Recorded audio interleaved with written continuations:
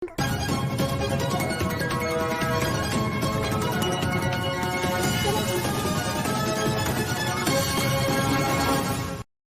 జిల్లా మైదుకూరు మండలం వనబెంట శ్రీ లక్ష్మీ చెన్నకేశవ స్వామి దేవాలయంలో బాలకృష్ణుని విగ్రహం గుర్తించినట్లు రచయిత, చరిత్ర పరిశోధకులు బొమ్మిశెట్టి రమేష్ శనివారం మీడియాకు తెలిపారు.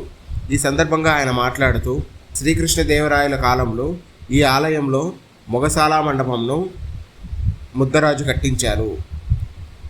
ఈ మండపం రాతి కట్టడంపై బాలకృష్ణుని ప్రతిమను మహాతేజో విరాజితంగా, కమనీయ శోభితంగా, రమ్యమోహనంగా చెక్కారని, ఆనాటి శిల్పకళా వైభవానికి నిదర్శనమని ఆయన అన్నారు. చెన్నకేశవ గర్భాలయానికి ప్రక్కన ఉండే శ్రీ లక్ష్మీదేవి గర్భాలయం వెనుకగా 4 గజరాజుల మధ్య ఆడుకునే బాలకృష్ణుని ప్రతిమను అత్యంత సుందరంగా చెక్కారని ఆయన వివరించారు.